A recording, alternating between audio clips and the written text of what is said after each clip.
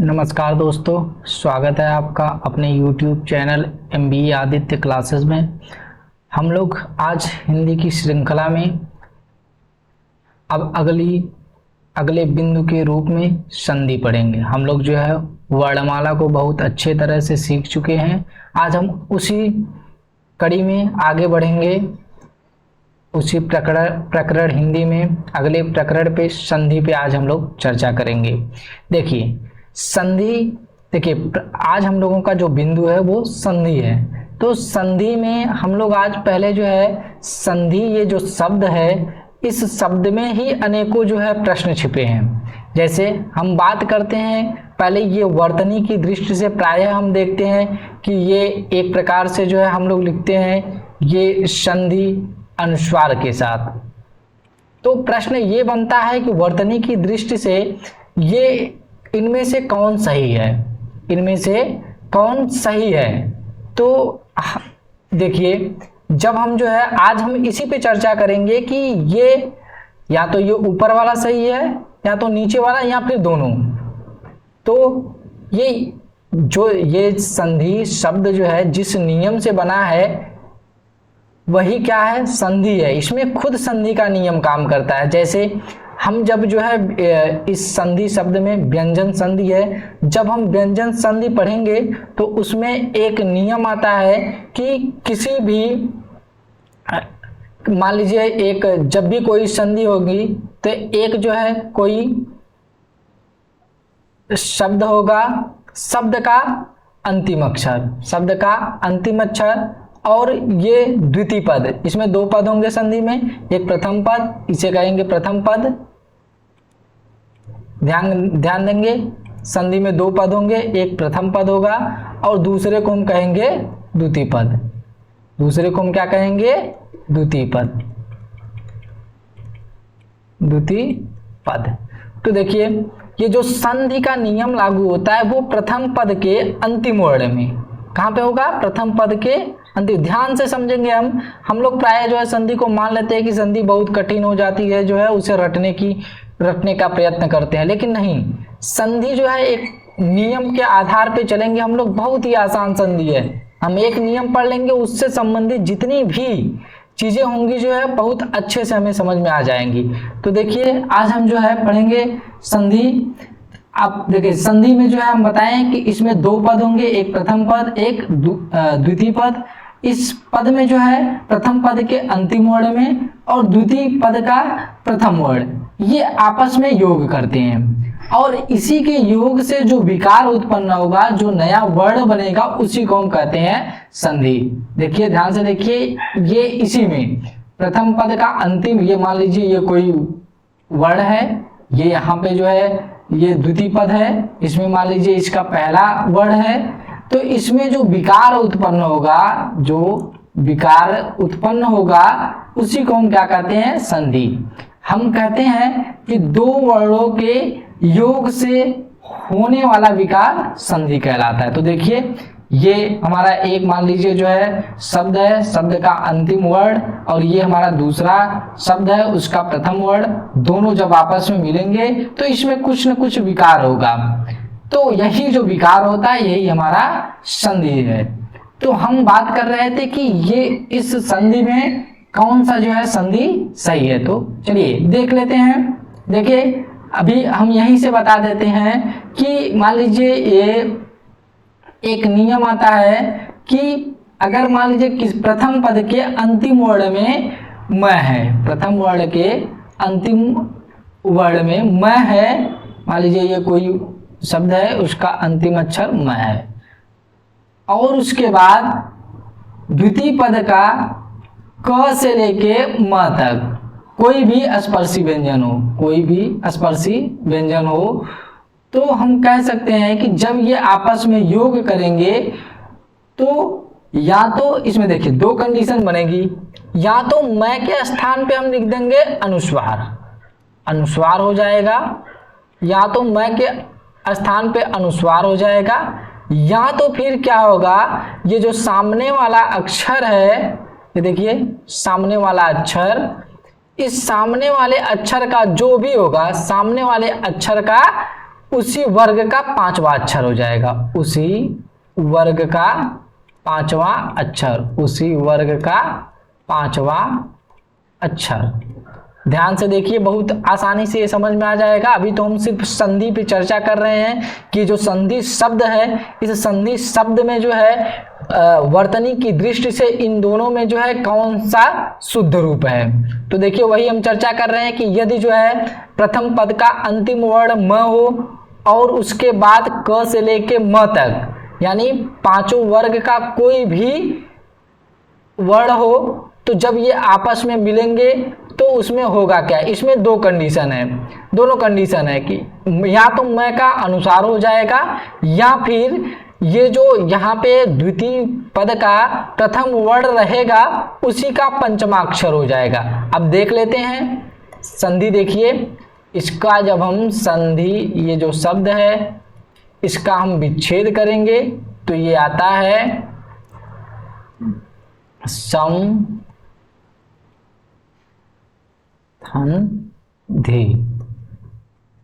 देख लीजिए, इसका जब हम विच्छेद किए तो ये हो गया समधि। तो अब इसको जरा सा और अलग अलग करते हैं। स स्वर रहित म प्लस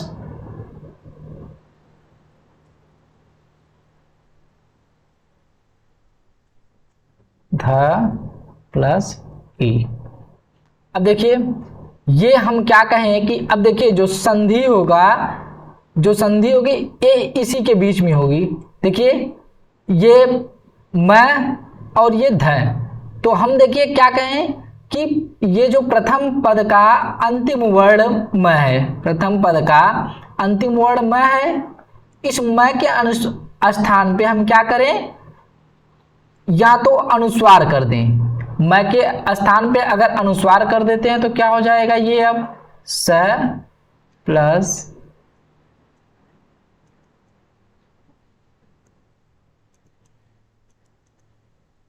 अब इसको जोड़ देंगे तो ये हो जाएगा स फिर थी। देखिए एक कंडीशन ये हो गया, ये देखिए ये भी हो गया, ये नियम के तहत देखिए संधि एक हो गया। अब हम कह रहे हैं कि और एक नियम अभी हम पढ़े हैं कि उसी वर्ग के, यानी ये जो द्वितीय पद है, द्वितीय पद में देखिए ये ध है, इसी का, इसी वर्ग का क्या हो जाएगा, अंतिम अक्षर। इसी वर्ग, अब देखिए तय वर्ग का ये चतुर्थ वर्ण है, तय वर्ग का चतुर्थ वर्ण ध है, इसका पंचमाक्षर क्या हो जाएगा, न। तो यानी ये हो सकता है जब इसको हम लिखेंगे स, फिर उसके बाद ये ई की मात्रा, फिर उसके बाद देखिए ध की जगह हम क्या कर सकते हैं, संधि। देखिए ध का न हो गया। तो इस प्रकार से हम देख सकते हैं कि अब हमें जो है ये पता चल गया। जब हम संधि का नियम समझ जाएंगे, हम इसे व्यंजन संधि में और अच्छे से पढ़ेंगे। यहाँ तो परिचय हम दे रहे हैं कि संधि का। तो देखिए संधि में ये जो हम संधि शब्द लिखे हैं, संधि में दोनों सही है। हमें ये सोचना नहीं है कि कौन सा संधि हमें ये सही है या ये सही है। हम नियम से इसको देख भी लिए कि कैसे दोनों सही है। चलिए अब हम आते हैं संधि की परिभाषा पे, और संधि में कितने पद होते हैं, संधि की परिभाषा पे।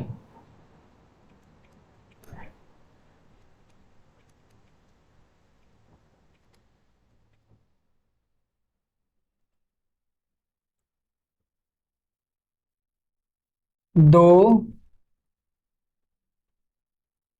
वर्णों के मेल से होने वाले विकार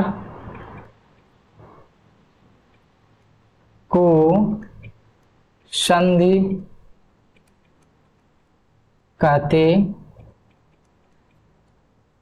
हैं। ध्यान दीजिए, दो वर्णों के मेल से होने वाले विकार को हम संधि कहते हैं। थोड़ा सा इसे जो है, अगर हम हम अगला टॉपिक हम जब पढ़ेंगे समास। चलिए देखिए, हम जो है कोई भी प्रकरण पढ़ेंगे एक दूसरे से हम रिलेट करते चलेंगे, क्योंकि हम यहाँ पे जो है प्रतियोगी परीक्षा की तैयारी कर रहे हैं, तो हम जो है थोड़ा सा इसको रिलेट करते कोरिलेट करते चलेंगे तो चीजें और अच्छे से समझ में आ जाएंगी।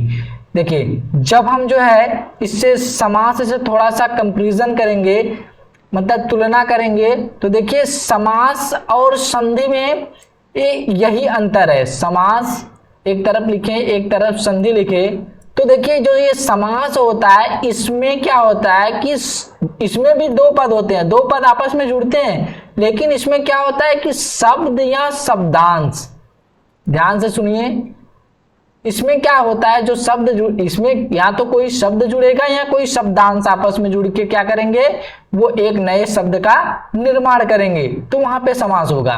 और यहाँ पे क्या जुड़ रहा है, वर्ड जुड़ रहे हैं। क्या जुड़ रहे हैं,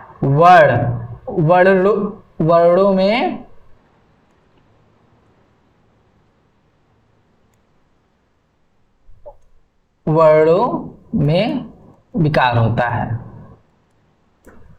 ठीक, देखिए यहाँ पे शब्द या शब्दांश आपस में जुड़ के जो है एक नया शब्द का निर्माण करते हैं। यहाँ जब संधि होती है तो वर्णों में विकार, कहने का मतलब इसमें वर्णों में विकार होगा और इसमें जो है शब्द में। तो ये चीजें हम ध्यान रखेंगे, ये हम थोड़ा सा जो है बता दिए हैं आपको जो है क्या अंतर होता है संधि और समास में। संधि में जो है वर्ड आपस में जो है जब मिलेंगे तो उनसे जो नया शब्द, नया वर्ड या फिर परिवर्तित होगा, और संधि में क्या, समास में क्या होता है, उसमें शब्द या शब्दांश जुड़ते हैं। चलिए अब आइए जो है देखते हैं कि संधि में मान लीजिए कोई एक शब्द है और उसका ये अंतिम वर्ड है, और उसके बाद यहाँ पे ये कोई द्वितीय शब्द, एक ही शब्द है, शब्द में जो है दो पद होंगे, संधि में कोई भी शब्द होगा, जब उसे हम अलग करेंगे संधि में तो ये दूसरा शब्द होगा, उसका ये प्रथम वर्ड होगा। तो जो संधि होगी इन्हीं दो वर्डों के बीच में होगी। अब कैसे होगी ये हम जो है आगे विस्तृत चर्चा करेंगे। तो इसको हम कहते हैं प्रथम पद। क्या कहते हैं, संधि में दो पद होंगे। देखिए ये चीजें क्लियर रखनी पड़ेंगी, क्योंकि बार बार आएगा कि ये प्रथम पद में परिवर्तन हो रहा है, द्वितीय पद में परिवर्तन हो रहा है, कौन से वर्ड मिलेंगे, कौन से किसमें परिवर्तन होगा, तो ये चीजें हमें जाननी होंगी। ये प्रथम पद है, ये द्वितीय पद है। और ध्यान दीजिए, जब जो है हम कोई भी मान लीजिए शब्द, संधि के बाद मान लीजिए ये कोई शब्द बन गया, ये कोई शब्द बन गया, ये कोई शब्द बन गया, और जब हम इसे अलग कर देंगे, जब हम इसे अलग कर देंगे, तोड़ देंगे, तो ये इसे हम क्या कहते हैं, संधि विच्छेद। क्या कहते हैं, संधि विच्छेद। जब जो है किसी भी शब्द को हम अलग अलग कर देंगे तो वो किसे क्या कहते हैं, उसे संधि विच्छेद करना। तो इतनी सारी चीजें हम समझ गए। अब हम जो है, चलिए एक प्रश्न यहीं पे आ जाता है कि संधि थोड़ा सा देख लेंगे, हमें जो है वहीं पे संधि का परिचय देते समय ही ये पढ़ लेना चाहिए था कि देखिए संधि का जो शाब्दिक अर्थ होता है, संधि का शाब्दिक अर्थ होता है मेल या मित्रता, या फिर कह सकते हैं जोड़, या फिर कह सकते हैं समझौता। देखिए ये सारी चीजें समानार्थी शब्द हैं। जब कोई वर्ड जो है आपस में, यहाँ पे देखिए जब कोई वर्ड आपस में जुड़ेंगे, मिलेंगे, है ना, इनमें मित्रता होगी, जुड़ेंगे और इसमें समझौता होगा तो नया शब्द बनेगा। तो ये संधि का शाब्दिक अर्थ हो गया मेल। वही कहते हैं कि जब दो वर्डों के मेल से जो विकार उत्पन्न होगा उसे हम क्या कहते हैं, संधि कहते हैं। और यहीं पे देख लेते हैं कि संधि का विलोम,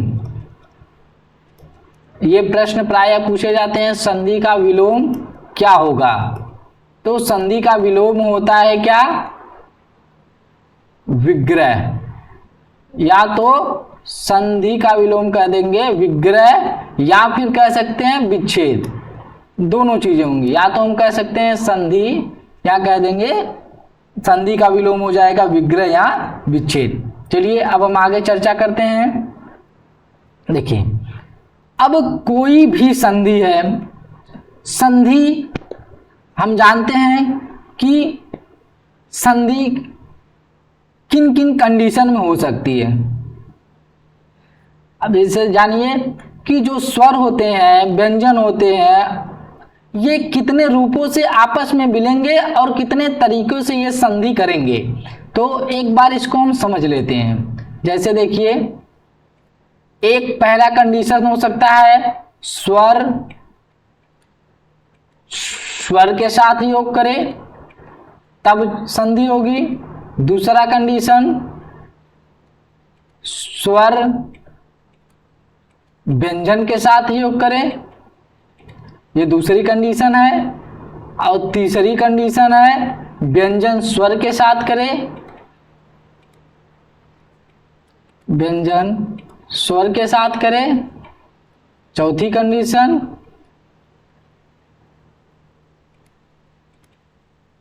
व्यंजन व्यंजन के साथ करे।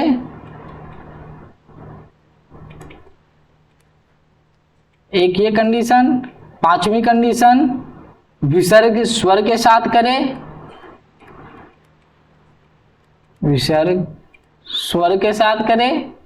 छठवीं कंडीशन होती है विसर्ग व्यंजन के साथ करे।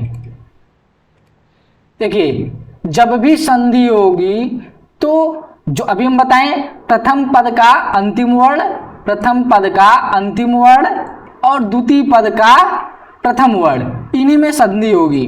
तो देखिए, तो इसमें से जो है अब इन्हीं 6 कंडीशन के अलावा कोई सातवीं कंडीशन हो नहीं सकती।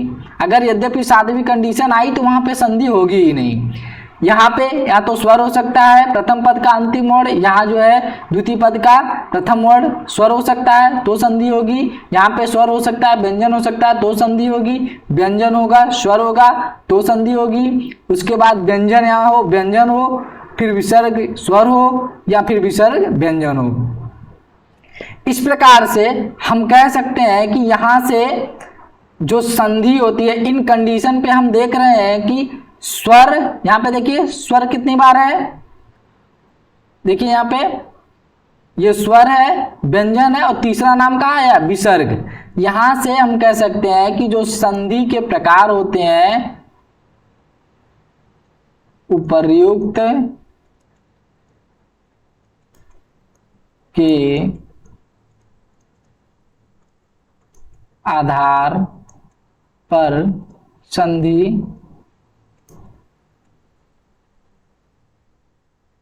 के 3 प्रकार होते हैं। नाम देख लेते हैं। पहला कौन सा संधि होगी? पहला है, देखिए वहां पे ध्यान से देखिए, पहला क्या कंडीशन था? स्वर का स्वर के साथ, है ना, तो इसे हम कहते हैं क्या? स्वर संधि। क्या कहते हैं? स्वर संधि। दूसरा है व्यंजन संधि। बहुत आसानी से हम इसे जो है समझ लेंगे। तीसरा क्या है? विसर्ग संधि।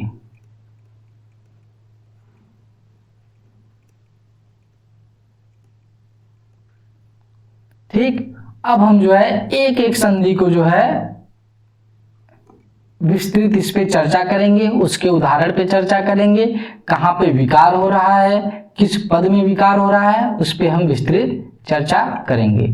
चलिए आइए देखते हैं। पहला हमारा है क्या? स्वर संधि। हम लोग पिछले वीडियो में देखे थे कि स्वर कितने होते हैं? 11। स्वरों की संख्या कितनी होती है हिंदी में? 11। कितने स्वर हो गए? संख्या इनकी कितनी हो गई? स्वरों की 11। कौन कौन से स्वर होते हैं? देखिए, हमें जो है संधि पढ़ने से पहले हमें स्वरों का जो है स्वर और व्यंजन का जो है बहुत अच्छे से जानकारी होनी चाहिए। तो जो ये संधि प्रकरण है वो बहुत आसानी से हमें समझ में आ जाएगा। तो देखेंगे स्वर संधि। अब आते हैं स्वर संधि किसे कहते हैं? तो देखिए, जैसा नाम से ही स्पष्ट है, स्वर संधि यानी स्वरों के योग से, योग जब होंगे स्वर के साथ जब योग होगा तो उसमें जो परिवर्तन होगा, जो विकार होगा, उसे हम क्या कहेंगे? स्वर संधि। तो इसे अगर हम लिखना चाहें तो लिख सकते हैं, दो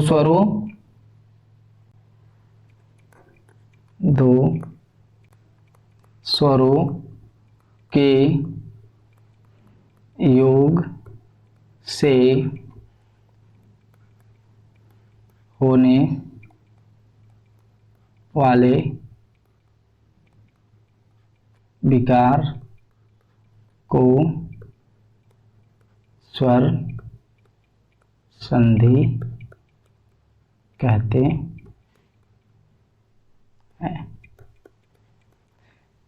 कहने का आशय है कि जो यहाँ पे अब हम संधि देखेंगे उसमें क्या होगा, अभी हम बताएं कि दोनों पद, प्रथम पद का अंतिम वर्ण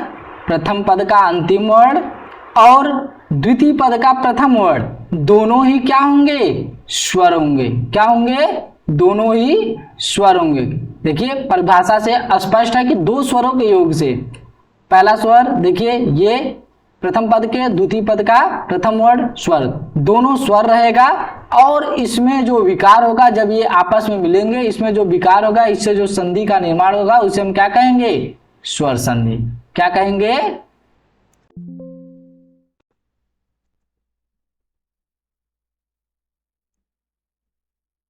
स्वर संधि।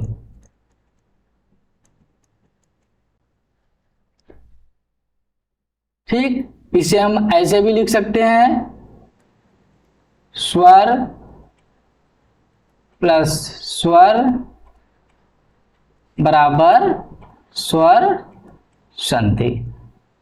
ठीक, वही चीज हुई, स्वरों से जब योग होगा, उसमें जो विकार होगा, उसी को हम क्या कहते हैं? स्वर संधि।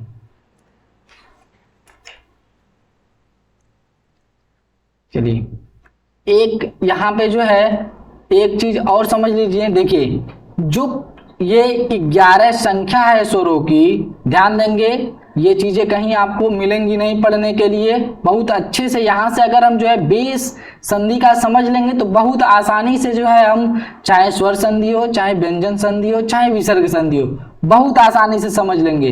हम संधि को 2-3 भाग में पढ़ेंगे, लेकिन जितना पढ़ेंगे उसे हम अच्छे से पढ़ेंगे, ताकि जो है हमें संधि को बार बार न पढ़ना पड़े। कहते हैं कि संधि बहुत कठिन है, हम उसके जो है उदाहरणों को रखना चाहते हैं, नहीं, उदाहरण को हम क्या करेंगे? नियम समझेंगे।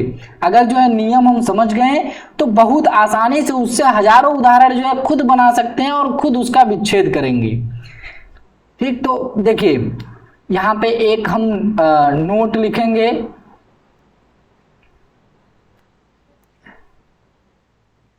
प्रत्येक स्वर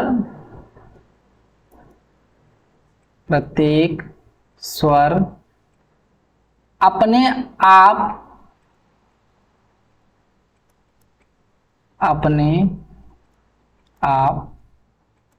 के साथ शेष रहे अन्य सभी स्वरों के साथ योग करेगा। अन्य सभी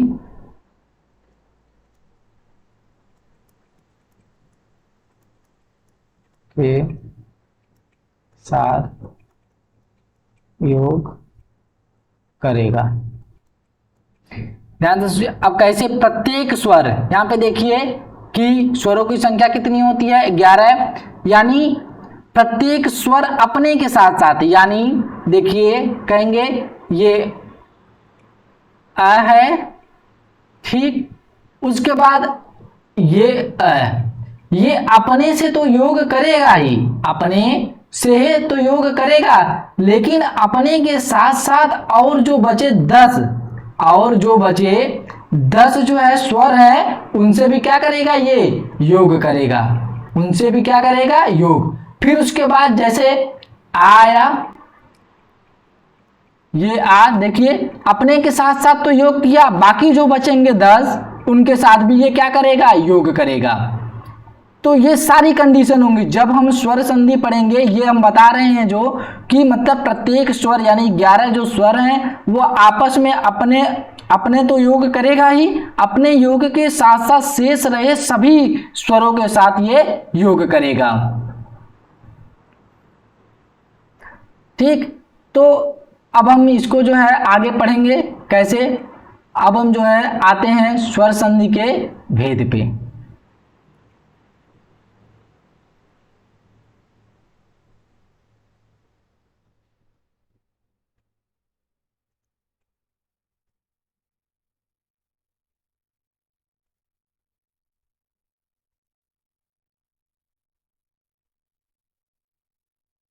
स्वर संधि के भेद, इसमें हम लोग पहला पढ़ेंगे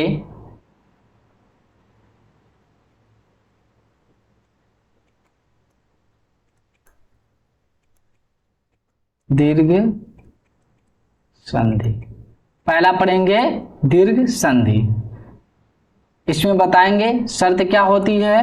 उसके बाद फिर हम देखिए, शर्त होती है कि जब ह्रस्व या दीर्घ, जब ह्रस्व या दीर्घ अ, ई, उ, जब ह्रस्व या दीर्घ अ, ई, उ के बाद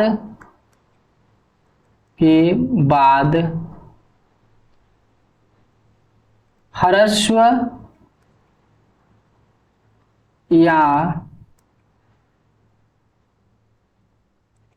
दीर्घ अ, ई, उ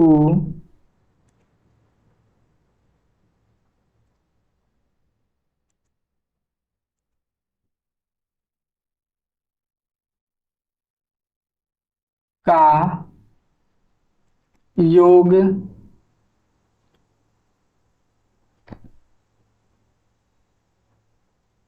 होगा तो वह क्रमशः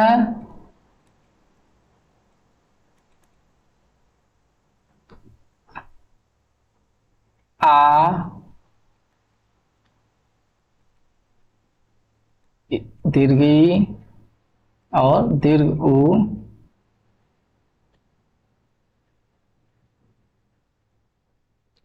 में बदल जाएगा या परिवर्तित। देखिए दीर्घ संधि क्या होती है, जब ह्रस्व या दीर्घ अ, ई, उ के बाद ह्रस्व या दीर्घ अ, ई, उ का योग होगा तो वह क्रमशः आ, ई, उ में बदल जाएगा। तो देखिए यहाँ पे अब हम लोग इसको जो है उदाहरण के माध्यम से समझेंगे कि कैसे होगा ये। देखिए यहाँ पे देखिए प्रश्न उठ सकता है कि सर जो है री कहाँ गया।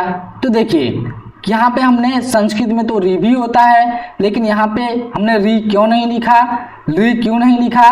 तो देखिए क्योंकि हम जानते हैं कि हिंदी में जो री है सिर्फ जो है इसमें ह्रस्व री होती है, दीर्घ री उसका नहीं बनता है, इसलिए यहाँ पे हमने री का उल्लेख नहीं किया। री का उल्लेख संस्कृत में होगा लेकिन हिंदी में री का उल्लेख नहीं होगा, क्योंकि री का हम हिंदी में दीर्घ नहीं कर सकते हैं, दीर्घ री हिंदी में नहीं आती, इसलिए जो है वहाँ पे हम री को छोड़ दिए। चलिए अब इसके हम उदाहरण की बात करते हैं। एक जो है छोटा सा उदाहरण लेते हैं। मान लीजिए एक शब्द है छात्रावास। एक हमने शब्द लिया छात्रा, बहुत आसानी से हम देखते ही बता देंगे। यद्यपि आप लोग जो है हमारे इस YouTube चैनल को जो है कंटिन्यू देखेंगे और प्रत्येक जो है सेशन को अच्छे से पढ़ेंगे तो आपको जो है आप शब्द देखेंगे, आप तुरंत बताएंगे कि इसमें कौन सी संधि है, कहाँ पे परिवर्तन होगा, कैसे संधि विच्छेद हो जाएगा, तुरंत सिर्फ देख के आप बता देंगे। देखिए अब यहाँ पे देखिए दीर्घ संधि है। अब यहाँ पे देखिए अब हम इसको अलग कैसे करेंगे। ये देखिए इसका जब हम संधि विच्छेद करेंगे, संधि विच्छेद मतलब अलग अलग करेंगे तो हो जाएगा छात्र प्लस आवास। अब देखिए हमने क्या बताया कि जो परिवर्तन होता है वो प्रथम शब्द के अंतिम वर्ण में और द्वितीय पद के प्रथम वर्ण में। तो चलिए इसको हम और अच्छे से समझते हैं, इसको अलग अलग करके।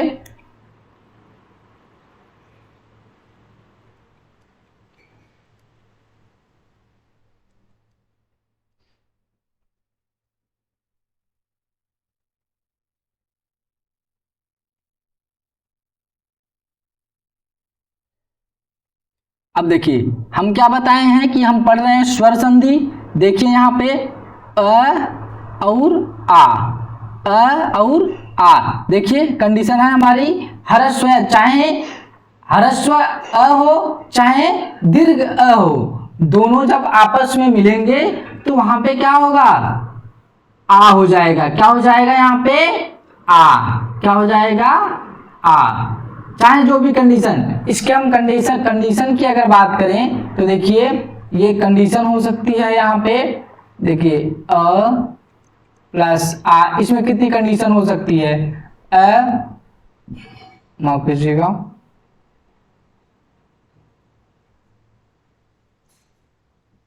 अ प्लस आ, अ होगा तो भी आ होगा, ठीक। अ प्लस आ होगा तो भी आ होगा, आ प्लस अ होगा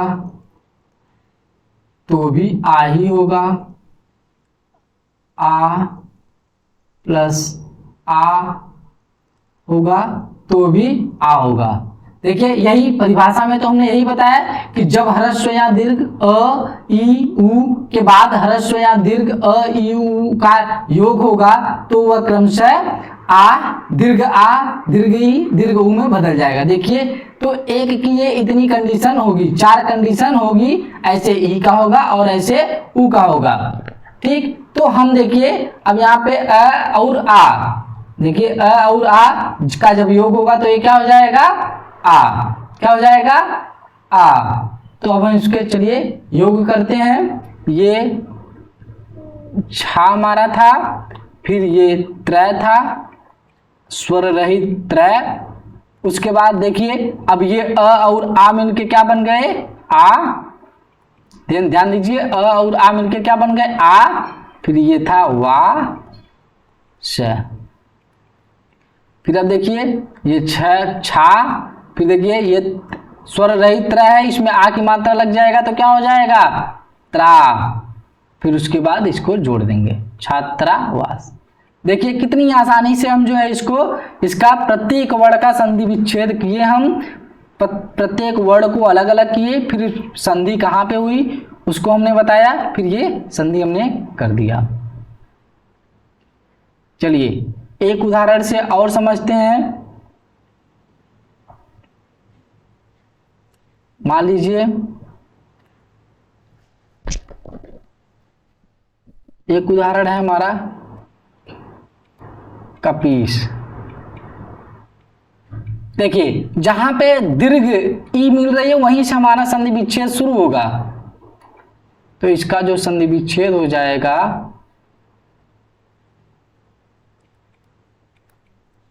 कपी प्लस ईस। चलिए इसको भी अलग अलग करके देख लेते हैं, संधि कहां पे हुई है। क प्लस स्वर रहित जब कर देंगे तो पै हो जाएगा, और ये ह्रस्व ई प्लस दीर्घ ई प्लस स। देखिए जो संधि होगा ये यहीं पे होगा संधि, ह्रस्व ई मिलके क्या हो जाएंगे, ह्रस्व ई और ह्रस्व ई मिलके क्या हो जाएंगे, दीर्घ ई। क्या हो जाएंगे, दीर्घ ई। आप कीजिएगा ये यहां पे ह्रस्व नहीं है, यहां पे लघु ई है, तो लघु ई और दीर्घ ई मिलके क्या बन जाएंगे, दीर्घ ई। तो जब हम इसे जो है लिखेंगे तो ये हो जाएगा अब क, और देखिए ये प पे अब दीर्घ ई आएगा, प पे दीर्घ ई पी, फिर उसके बाद श, बचा श लिख देंगे। ठीक, ये हो गया। ऐसे ही एक और उदाहरण देख लेते हैं।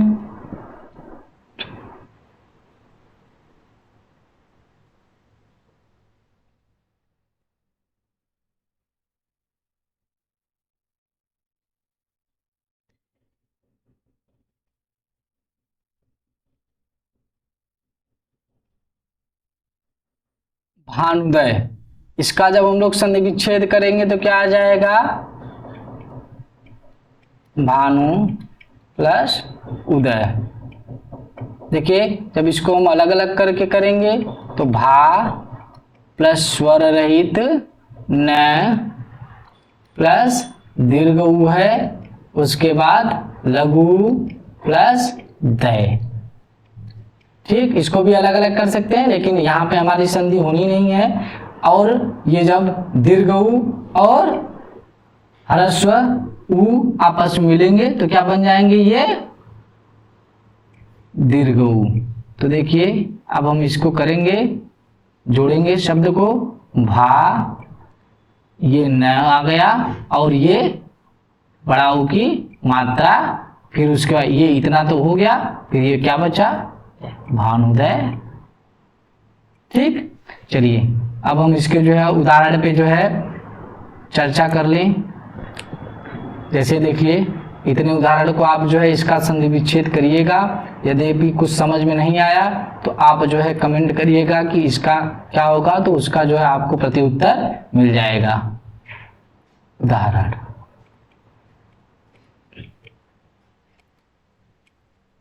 दीर्घ संधि के उदाहरण पे हम लोग बात कर रहे हैं। जैसे कविता, वली, कारावास,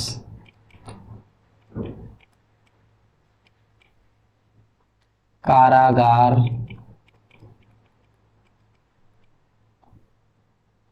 हिमांशु,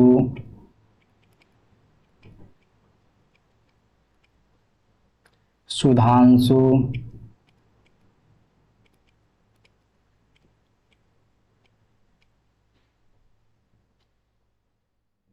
रत्नावली,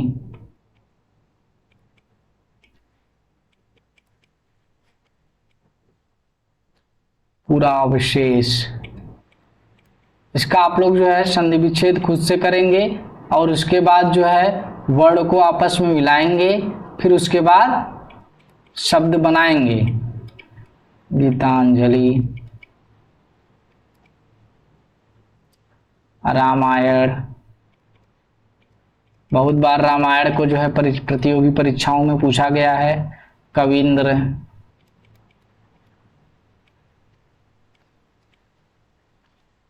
महेंद्र,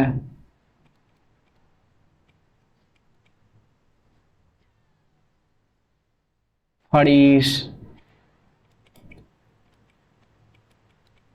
लघुर्मी,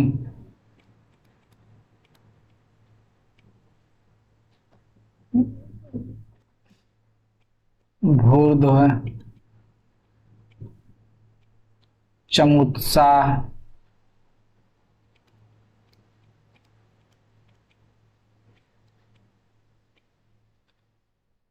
अभयारण्य,